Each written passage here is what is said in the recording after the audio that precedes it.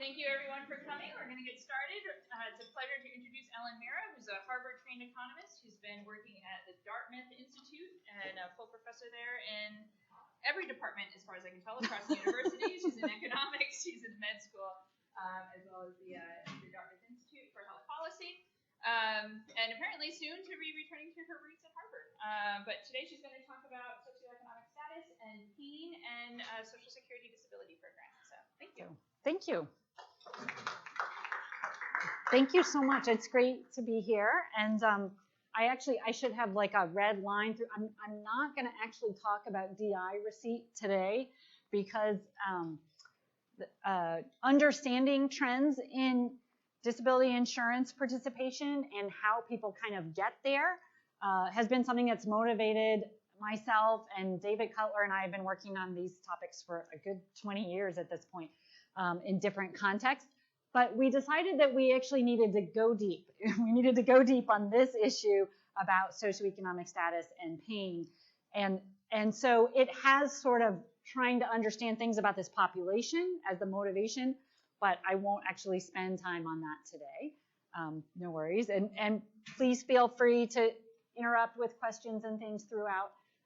So I do want to acknowledge both David Cutler and Susan Stewart, my collaborators on this project, and this is funded by a grant from the Social Security Administration. They are obviously not, does not reflect their views. This is just research, but anyhow. So it probably won't surprise folks in this room to see pictures like this.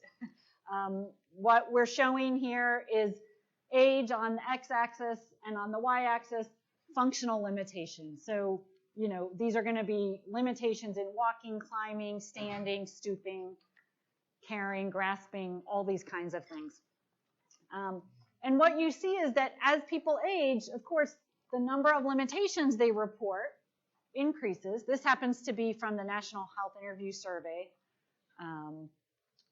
combining a bunch of years, 2009 to 16. So as we age, our functional limitations go up. This purple line at the bottom here is college graduates, right? The blue line is folks with a high school degree or less, and then those folks who are in between are orange. So what you see is as we age, you get this fanning out, this gap by education and functional limitations, which starts here, is just getting wider as we age. And functional limitations will turn out to be super important predictors of who ends up on disability, much more so than a given diagnosis, unless you have a truly catastrophic diagnosis. The limitations within diagnosis are a much bigger part of what gets you on disability. And about 2/3 of people with a functional limitation in surveys like this report that it was caused by a musculoskeletal impairment. All right? And so we're going to talk a lot about knee pain today. I'll tell you why we're going to focus on knees. But so this is just showing you sort of a typical picture.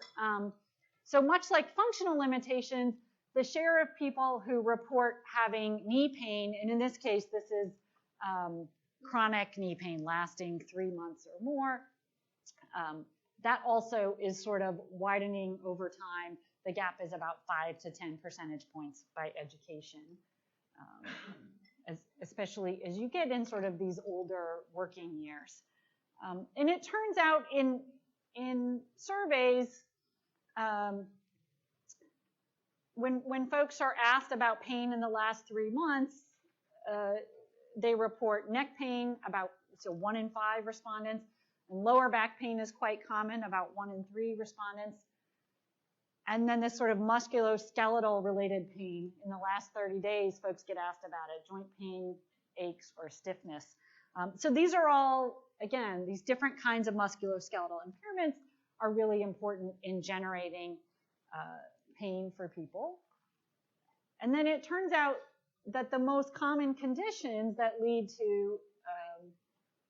to pain are those two that I mentioned. So it's just showing you compared to other sources of pain.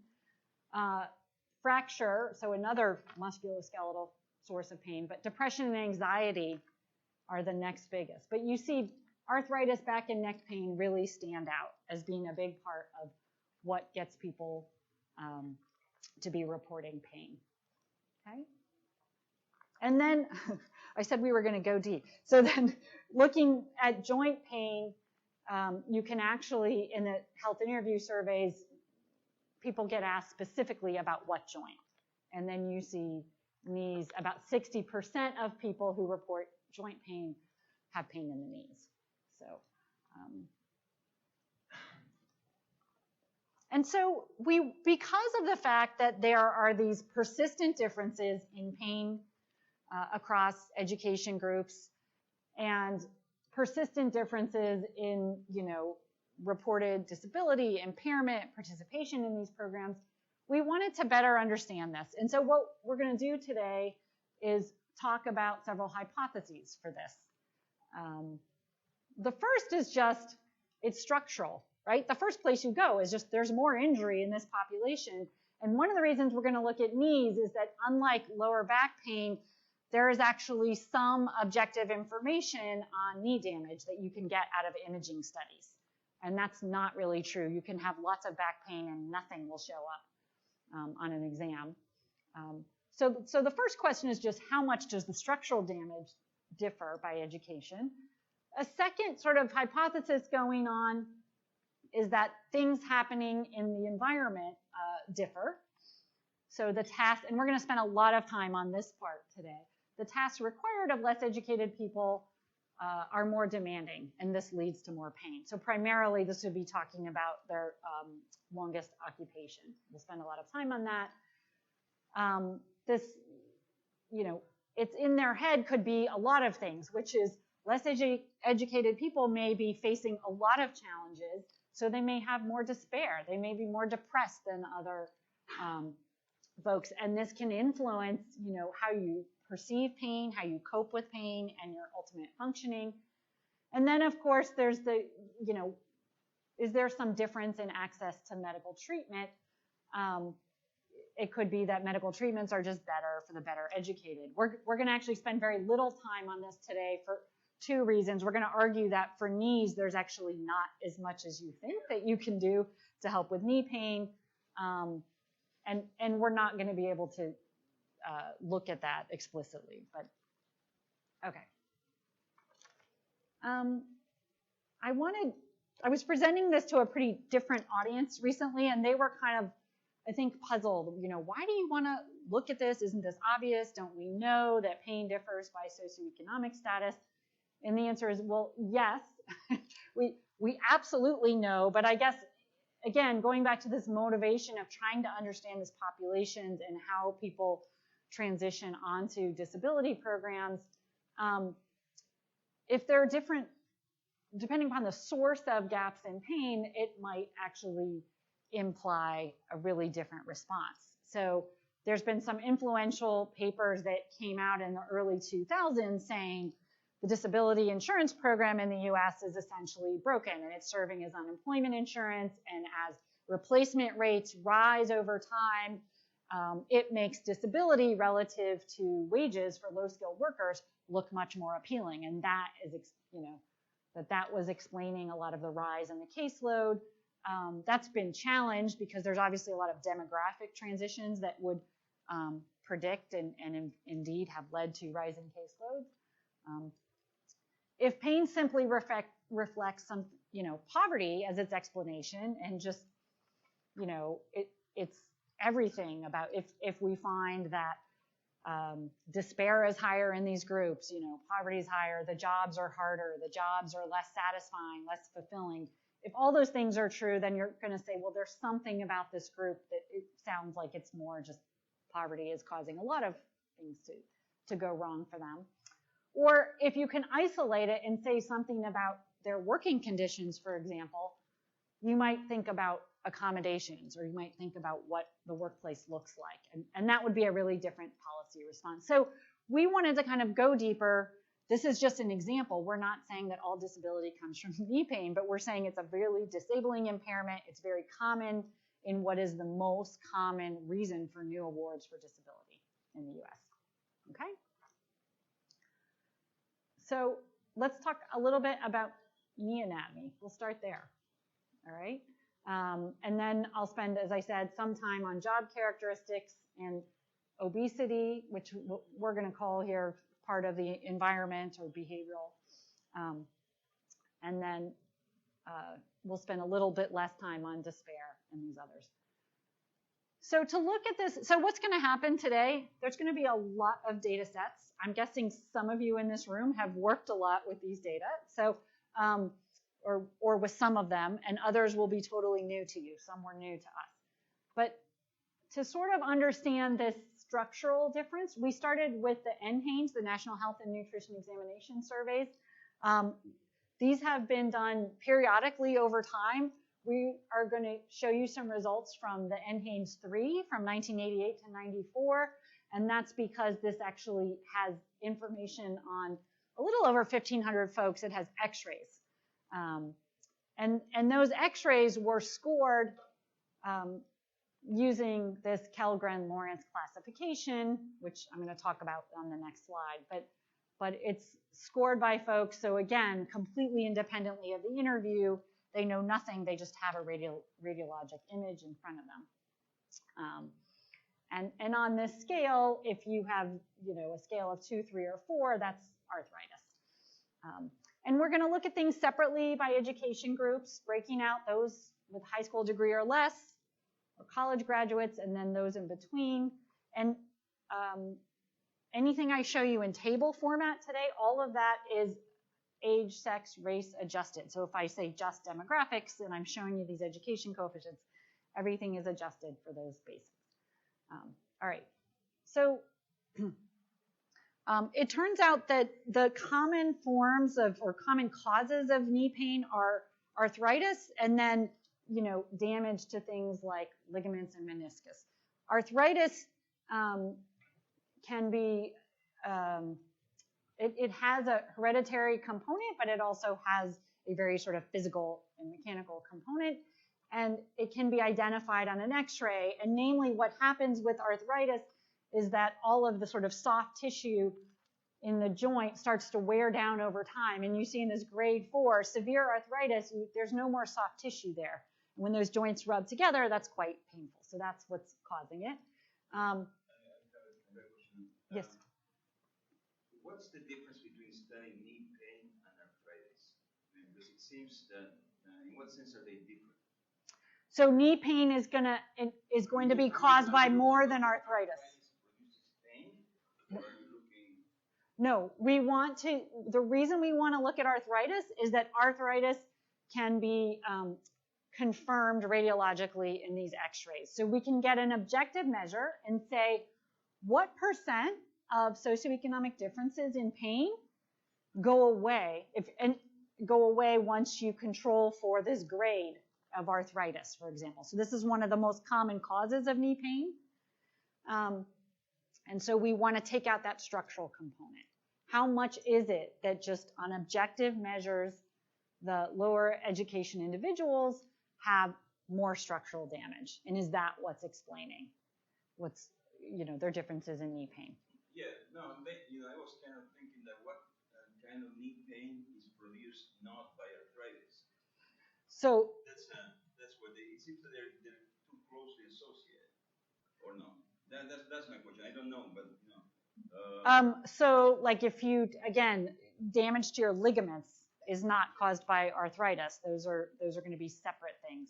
You tear a meniscus, you tear an ACL, something like that. And we'll come back to that.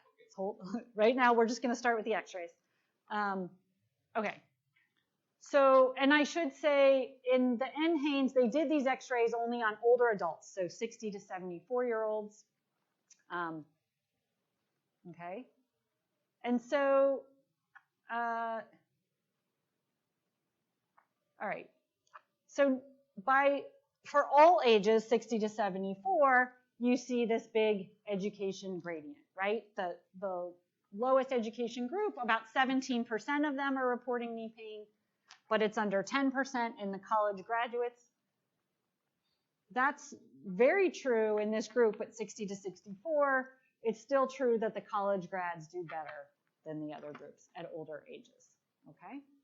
All right? And it's just showing you the question about the knee pain, all right? And the other thing I want to show you is I just showed you this, this KL score, this way of categorizing arthritis. When the x-rays come back and they've been graded as you have normal knees or you have severe arthritis, that is highly related to the pain, that, the percent of people reporting they have knee pain. Yes? Yep. At the different age groups, there's a different population. Yes. And so we find that the discrepancy between the lower, lesser educated decreases, the higher not so much. And I'm wondering whether that could possibly be partly related to mortality. Yes, and in fact, we're going to, in some of our analyses, that's why we definitely didn't want to go older than this, is that we are worried about selective mortality. And a lot of what we'll be interested in will be we're mainly thinking about prime working ages. So we're mainly thinking about at these ages. My point is, Yes. the interpretation point is, Yes.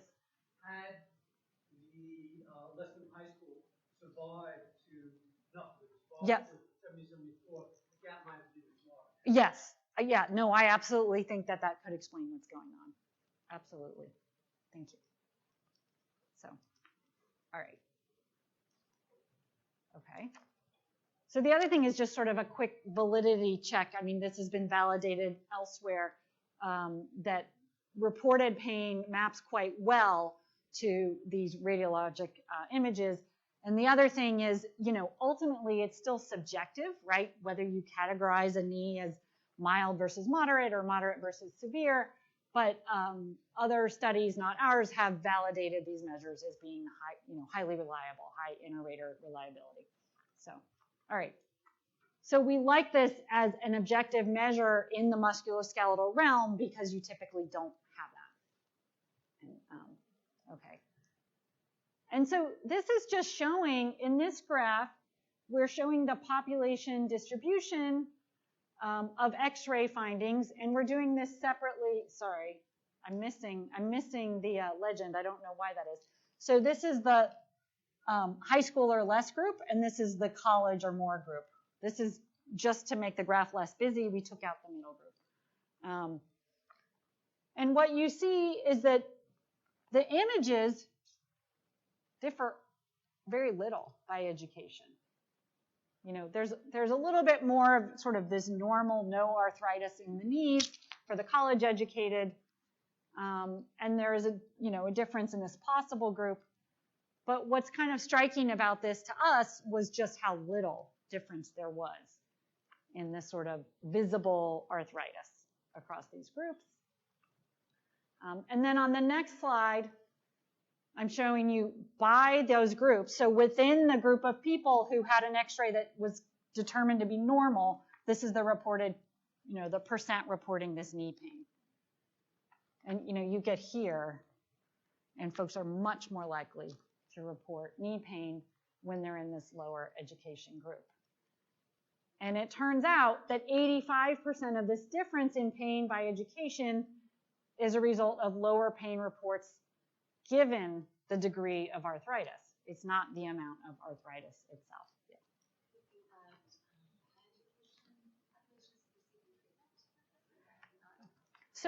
So remember that this is the NHANES 3. It's 88 to 94.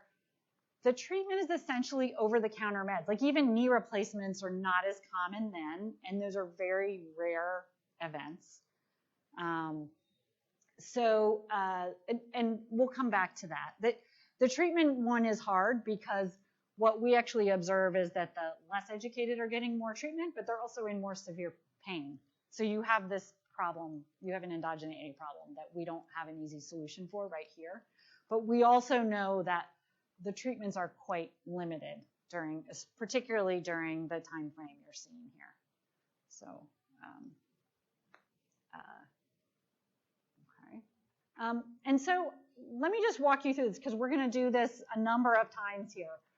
What we're doing is we're saying, well, let's take this NHANES data and predict this, predict the knee pain, so the percent reporting they've had pain for at least 3 months in their knees, and let's just put in demographics. So we're just age, sex, race, ethnicity adjusted, and so we're putting in a dummy for some college education or being a college grad, and the reference group are those high school or less.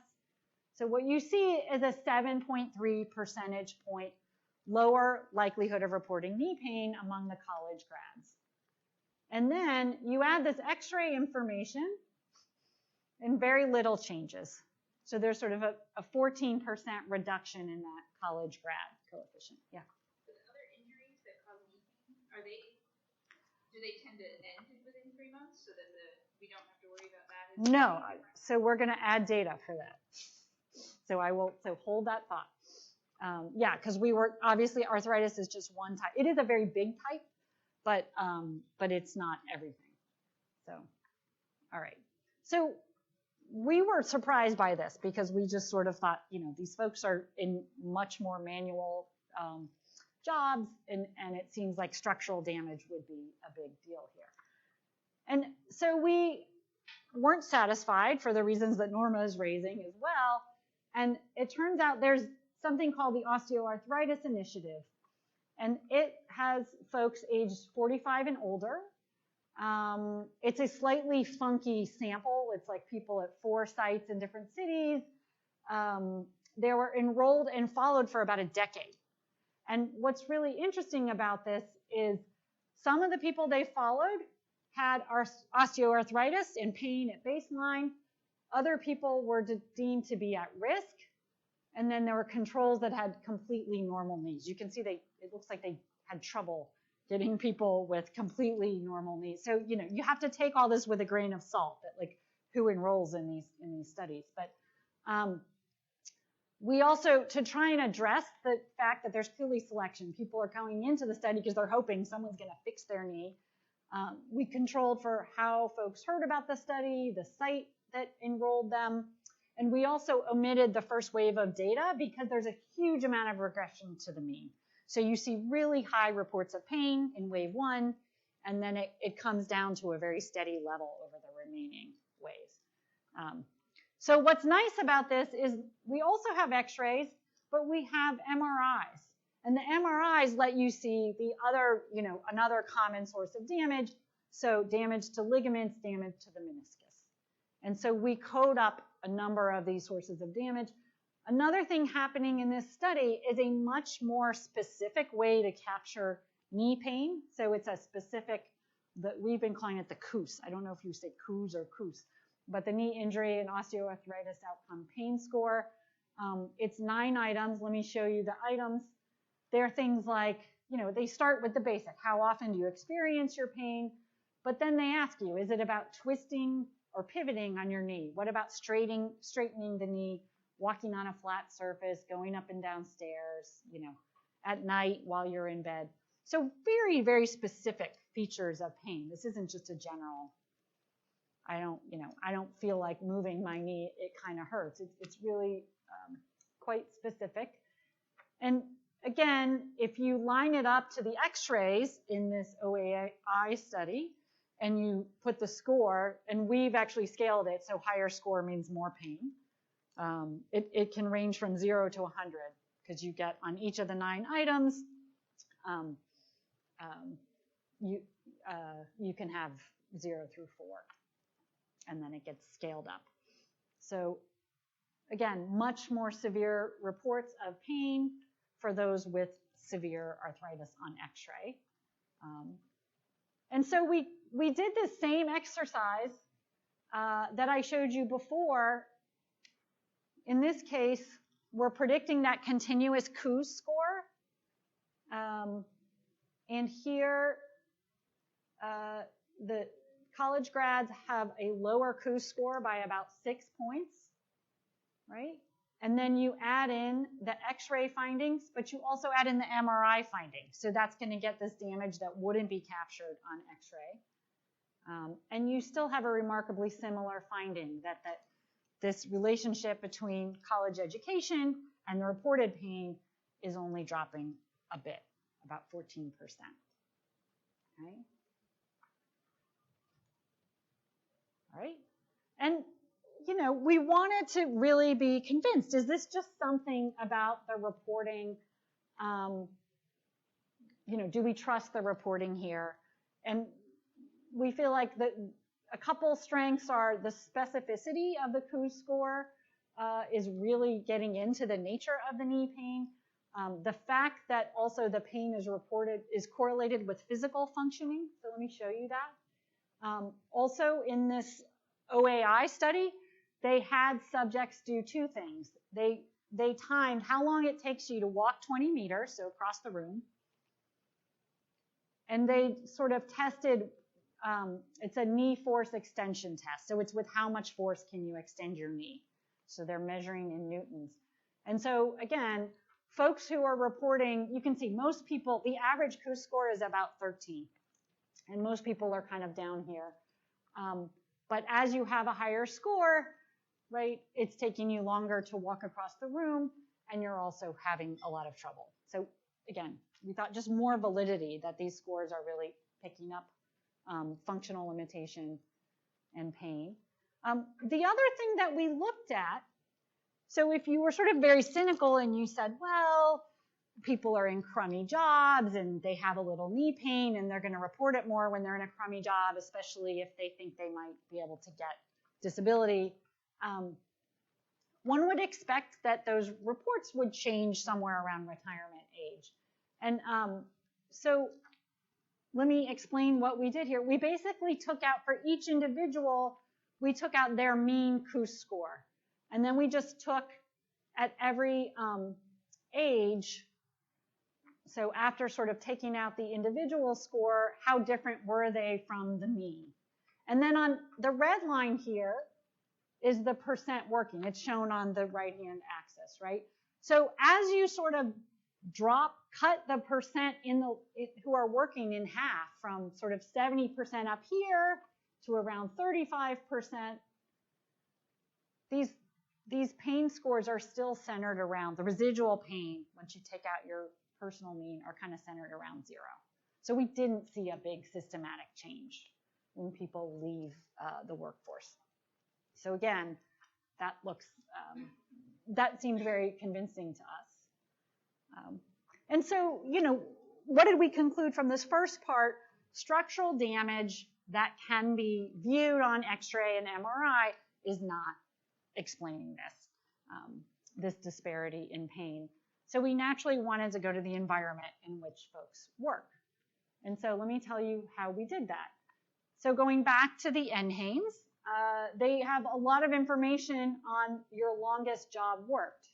And that, again, feels really important. You don't want the current job because people could have already adapted. Yes? Your presumption was the slide is that what generated pain is work, not everyday environment. So someone may have a job where, given that jobs are often designed to mitigate or limit the amount of damage, but other environments, like homes, like walk-ups, are not. Yes. It could be that it's being generated not from the job, elsewhere, in case of retirement. You're right. And actually that, I think I don't have a slide on that, and we looked at this a little bit, and that will support your finding, which is that in the paper, in the draft, we did some comparisons of how physically active are you at work, how physically active are you at home in sort of household chores and repairs and that kind of thing, and also what about leisure activity. And when people, you know, leisure activity does not report more knee pain, but being more active in both, you know, work setting and home setting does correlate with it. You're right that we cannot rule out that that could be the source of what's going on, but stay with me. But it does rule out this notion of during my working years, I might exaggerate the pain because the job is crummy, or I might, you know, I may be looking to get benefits because the job is crummy and my options are crummy. So, all right. So in the NHANES, we have 40 occupations at the 2-digit level. And these are matched to characteristics of jobs from the Dictionary of Occupation titles. And the way we basically created something we're calling the, you know, physical characteristics or the physical demands of your job. And it basically came from a whole list of items that essentially explain strength requirements on your job, requirements around climbing, stooping, and reaching. And we also wanted to contrast this to other characteristics of jobs. So some of you may have read some work by David Otter and colleagues where they had been trying to characterize jobs. And they had 3 categories: abstract work, and I'm going to have a little more detail on the next slide, routine and manual work, because we wanted to know, we wanted to distinguish some of the specific features of the job. In this case, the physical demands that might be actually wearing down the knee in ways that don't show up on X-ray, or just exacerbating the pain in ways that don't show up on X-ray. And so these are all our sort of categories that went into our physical factor. So it's just the first factor in a factor analysis. And then from Otter and colleagues, you have abstract work is just you have math in your job, involvement in the direction, control, and planning of activities. Routine work involves finger dexterity, so think secretarial sort of jobs.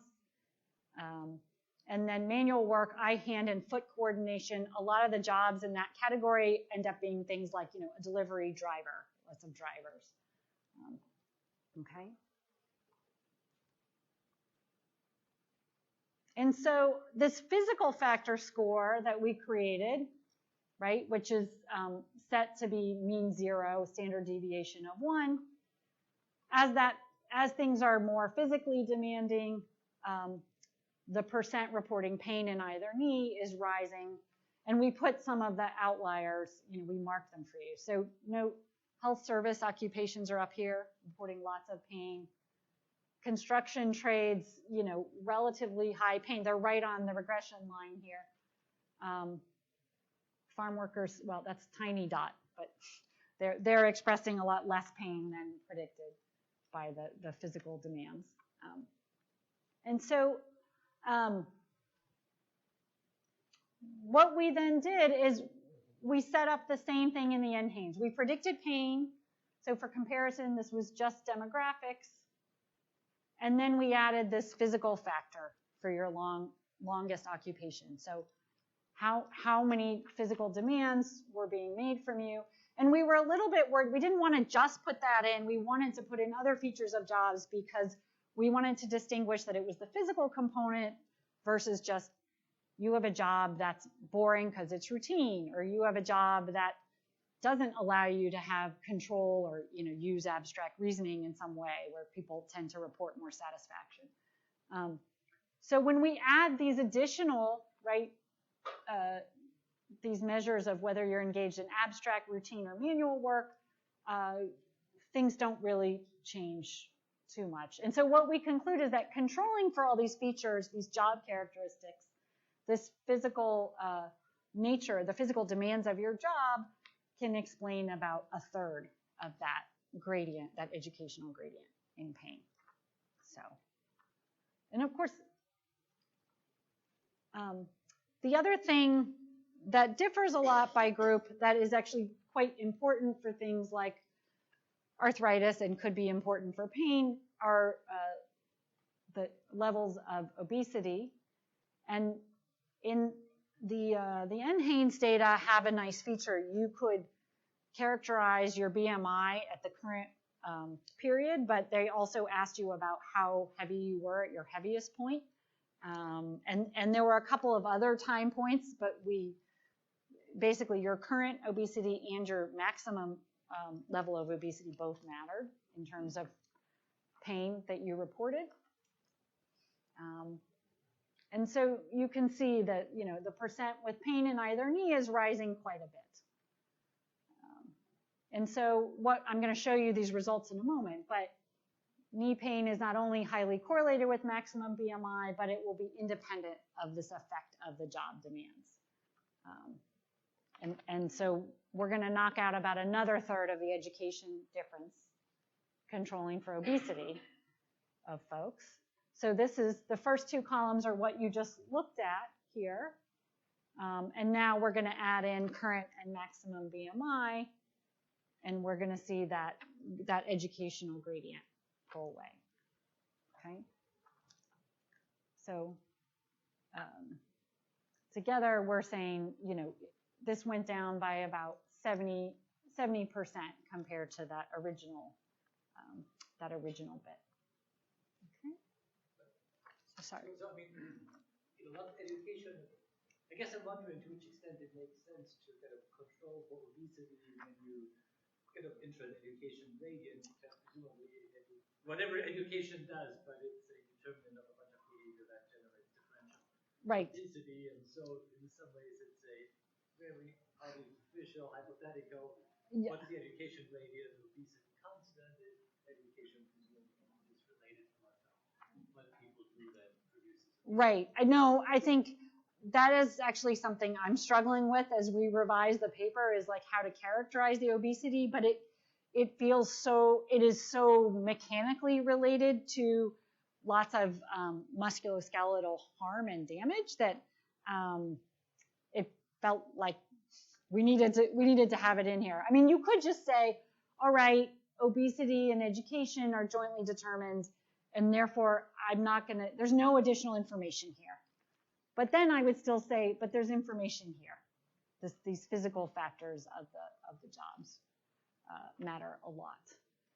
And the fact that it's physical factors and not things like how routine it is or how much control you have. But I think that's a fair point. I think we need to think about what we can say, or whether there's any way to say, suppose I exogenously, got rid of all that extra weight for you, or there was some exogenous feature in the environment that led some folks to gain weight more rapidly than others. And so I think we should probably spend more time there, but I think to ignore it altogether is probably not right either. So, but fair point. Okay. All right. So, all right. So the other thing that we thought was going to turn out to be really important, and those of you who read like the Whitehall studies from Michael Marmot over the years, there's a lot about sort of self-efficacy and control and the sort of rank in people's jobs. Yes, you have another question. Yeah. You earlier showed a surprising slide that showed that education is unrelated to the actual pain. Yep. The structural damage. Right. Yeah. The two factors you looked at, the job stress and obesity, I would expect the causal pattern to be that a physically hard job and obesity would lead to more damage, therefore lead to more complaints of pain. The key question is, one in terms of whether it's in their head or not, is if you control for the actual damage, yeah, what would the effect of job and obesity? Oh, but let's see. Do we have any? I know part of the problem is like you can see we're kind of triangulating in that we don't have all the measures in all the data sets. So although we do have in the NHANES, we have the X-rays and hold on, let me go back. NHANES would have to be in mind. Yeah, the NHANES has all of that. So it's causal model, but the control for yeah. the actual that weakens substantially this model. No, I believe that these actually do control for that in the NHANES. Sorry. Not every model can control for them at the same time, but in the NHANES we have the X-rays and we have these other factors. So it's not going to make this physical factor go away. But you can think about a story. I do think this is where we wanted to come, is thinking about, well, what is our reasonable pathway? What do we think is happening? Because the most obvious would have been, of course, like they have these physically demanding jobs and they're heavier, there's going to be more damage and you're going to see it. That's not what we're finding. We're finding that for a given observable sort of objective level of damage, there's more pain, but it's easy to tell a story that says, if I get a running injury because I'm a runner and that's what I do in my leisure time, and I get hurt, I'm going to lay off it. if my job requires me, I'm going to be right back at my job, you know, the next day, exacerbating it. So for any given level of injury, you can imagine that it will be constantly, you know, you're feeling that pain. And then if you're asked, do you have regular pain, and you've been using that joint all day, you know, that I don't think those are totally inconsistent. It's just that until we looked at this, I wouldn't have started there and said that might be a plausible thing that's going on. You know, the other thing is just this notion of these are people, sorry, we went back. So these are people that have a lot of things not going very well for them. And so you could imagine, and in fact, going into the project, I was like, oh, this is going to be one of those things where everything is related to everything. And, you know, the less educated group is just going to have 8,000 things going wrong. So we wanted to get at this notion of, you know, how much does sort of your mindset and depression and other things that are going on, how much might that contribute to your pain? And so we turn to yet another data set. This one will have no x-rays and none of that other stuff. So the MIDAS is midlife in the US. There were several waves of this survey. They started in the 90s and again in the 2000s and the 2010s. And what we did is we're actually going to restrict ourselves to the second two waves because we want to look at people that didn't have pain at baseline. We want to look at the development of pain. And I think, and we were missing something in the very first wave. And so here's the pain question. Do you have chronic pain? That is, do you have pain that persists beyond the time of normal healing and has lasted anywhere from a few months to many years? And then if they say yes, where is it located? You know, knees is one of the choices. So we're going to relate chronic pain in wave C to your obesity in wave B.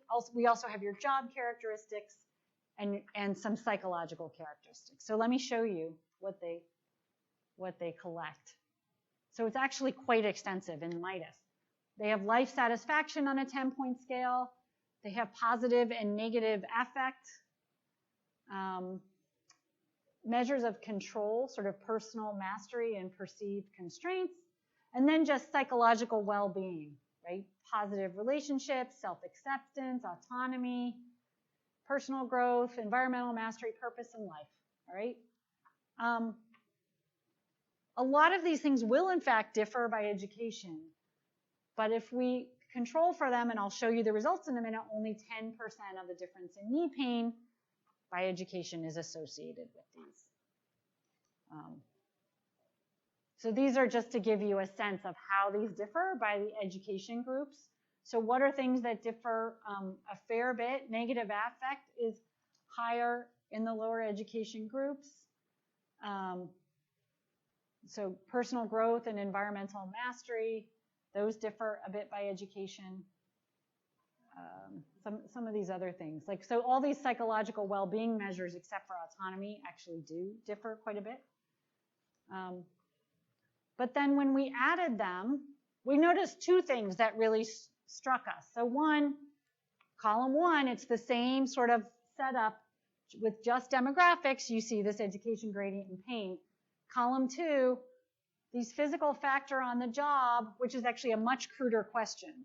This is not that whole index. This is just a question about sort of, do you have sitting, standing, and carrying loads of any weight? So those physical factors in obesity, again, are quite important and take out a lot of that educational effect. And then we add to that the psychological variables. Okay. So we didn't get much additional explanatory power out of this when we added these. Oh, this is, sorry, that slide does not belong there. I'm going to skip it. And so, you know, so we came to the conclusion we couldn't explain it by differences in despair or outlook, which was surprising to us.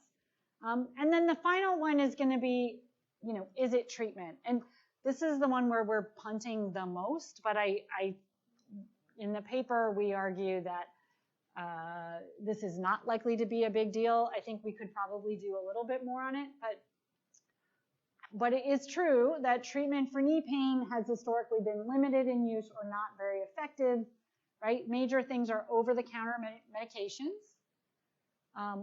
prescription pain relievers, which actually in both of these cases can be more harmful, and then knee replacement. And so just to give a sense of how common these different treatments are, look, over-the-counter meds, really common. Frequent use, so more than 10 times a month, right, is about a third of folks. Any prescription pain reliever, well, 14%, and then knee replacement is actually quite uncommon. And this is within the subset of folks who've had chronic pain. So the treatment rates differ relatively little by education, right? The college grads do take non-prescription meds more than others, but not by, not by stunning amounts. And in fact, the less educated take prescription medications more so. And we can control for severity, but there is this problem of the more severe your pain, the more likely you are to take these medications. So we may have to do more on that, but I guess it is our sense for a number of reasons that there aren't wildly successful treatments for knee pain during the time that we're looking at. I wanted to show one other data point, although this is really just descriptive. This is literally just from yesterday, which is it turns out that when people age into Medicare in the US, right, the age of eligibility for Medicare is age 65. One of the most common procedures in that first year is, in fact, knee replacements and orthopedic procedures. And in some work that actually dates back to 2007 with some collaborators, we had looked at previously uninsured folks as they aged onto Medicare and saw a big uptick in rates of knee replacement. And so if you felt like these treatments were really, effective and that treatments were really playing into this difference in knee pain, I would have maybe expected to see things flatten out or have a discontinuity around. And again, it was really quite immediate. It was like in the year they were 65, maybe in the year they were 66.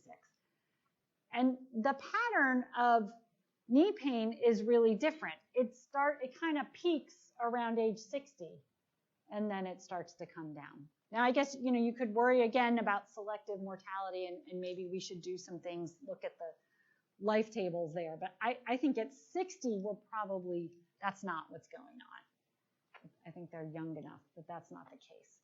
So anyhow, so I think there's some descriptive points. They're not very specific, but most of the descriptive things that we can think of do not support that this is really going to be a big issue.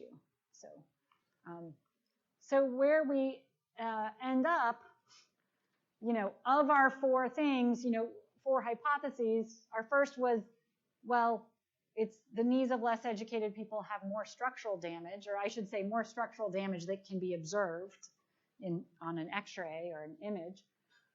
We didn't get much support for that. We got lots of support for it's in the environment. Maybe it's 1/3 if you're just looking at physical job characteristics, or 2/3 if you're looking at BMI and job characteristics. And no real support for this notion of because folks are in more despair, this is influencing their perceptions of pain. And again, we're going to argue that because there are few effective treatments, it's probably not treatments in this category. So what do we think are the implications, right? That the pain is real, but it cannot be found by a clinical test. What people may not be thinking about, work is actually predicted to get more physically demanding in coming decades, not less. Why is that? Because the fastest growing things are like personal care workers. So home health aides, and things like that, where, again, they're less likely to be replaced by a robot or a computer or an AI algorithm. And there's lots of physical demands.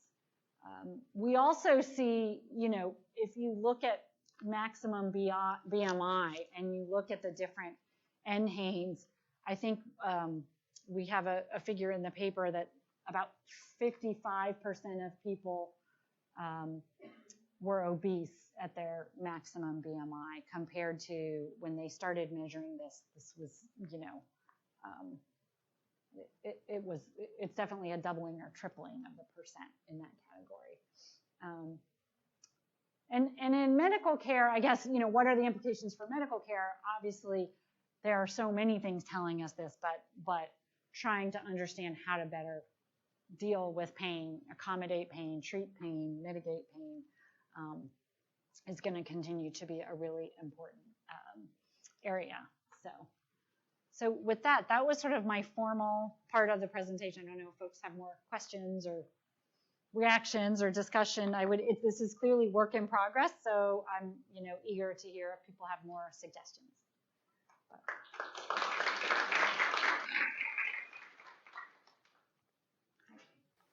That's very interesting. I have a couple of questions. One is very general, which is I'm curious if there's any story around gender or like racial or like heterogeneity as well.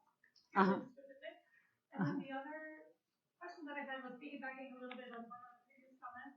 I was thinking about something about the built environment that can create a lot more stress on the body that is not related to work. So you can think about the kinds of housing that people have, the kinds of commuting that people need for taking care of their children, or these kinds of things that wouldn't be measured are those things. And I wonder if there's any data sets that could have additional measures.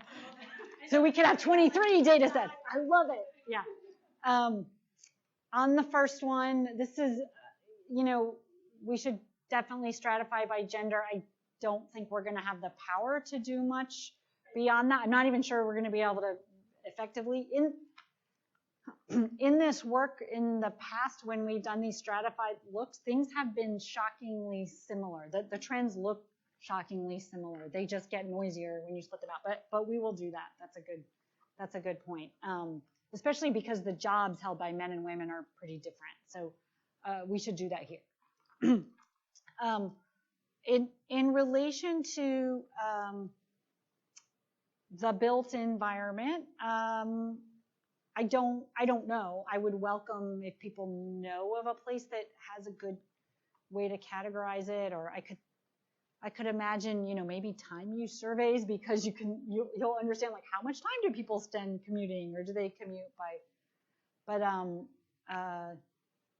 like I said, there are some questions in, now I don't remember which survey it is, but there were some questions about the level of moderate and strenuous activity you did at home, sort of in home production, right? And that was also definitely predictive of having more pain. It's this weird irony, right? Because if you go to the doctor and say, I have knee pain, one of the things they may tell you to do now, quite emphatically, is go to a PT, get exercises that will help strengthen, and you're going to do more exercise, not less. But you're going to do it in a way that is going to strengthen those muscles. I guarantee that whatever they're doing at work is not in that realm. Although, having said that, there are moves in some work environments to actually, as a way of reducing injury on the job, is to have these kind of, for workers engaged in these manual activities, to have these stretching circles in the morning. They take like 15 minutes and they have this sort of guided stretching. And I don't think we have good evidence on whether they work or not, but I thought that was an interesting, you've got to give people 15 minutes of time to do that. So employers are thinking maybe, anything we can do to get people reduce those rates of injury, lower workers' compensation rates, and things like that. So, thank you. Do you know something about prohibitive indications of knee pain, and is that related to objective damage or kind of pain itself, or something like this? So, kind of how much does it reduce? Well, when you see that they are taking longer to walk across the room, I mean, and that they don't have as much force. And these are jobs that actually require those things. You can imagine, like, suppose my job is cleaning hotel rooms or cleaning homes. If I'm actually doing that more slowly, it's hard to imagine there wouldn't be some, but I mean, that's a little bit of a cop-out. I don't have definitive evidence to give you, but I think we found it really compelling that these physical measures that would be hard to, hard to alter in some way that exactly matched all these other sort of measures of pain, that those were very compelling evidence that this is going to the extent that you need your body for productivity, I think it's going to lower productivity. Right. So, yes. Great talk. I have two questions. One was whether you looked at the extent to which other socioeconomic indicators like income might help to explain some of the gradients that you can indicate, or if you control for income, I forget. We did not control for income there. That might help to explain it. The other question I had was, and this is really sort of just like hypothesis question.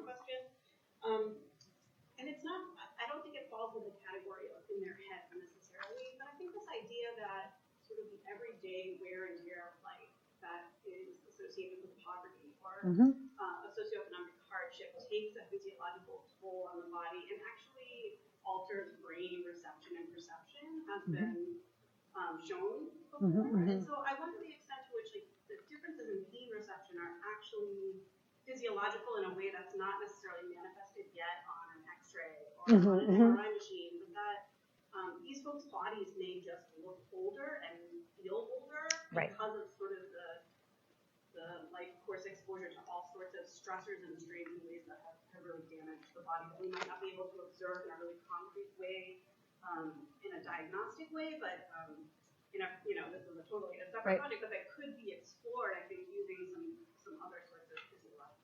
Right. I mean, I think, we do have good evidence, right, that stress, right, when you have continuous stress, then you are, it's affecting your body's ability to, it's affecting, inflammation in the body, the ability to fight infections, et cetera. But certainly inflammation is a big piece of how you might experience pain. So, and that really isn't picked up here. So, yeah, that makes a lot of sense. Thank you. Yes. One deep speculation on that graph on the mean placement being what we call leveling out. There's a difference between less than high school and college. Leveled out to less than high school, didn't level out to college. What I wondered is whether late in the career, people particularly manual occupations, get switched to basically desk jobs, or cops or firefighters, so that it doesn't continue to go. Right.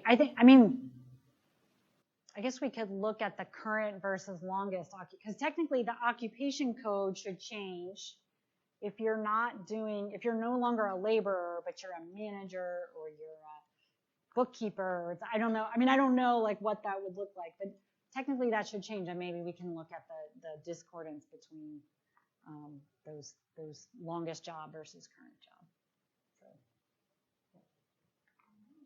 okay. Thank you very much. Thanks. Thank you.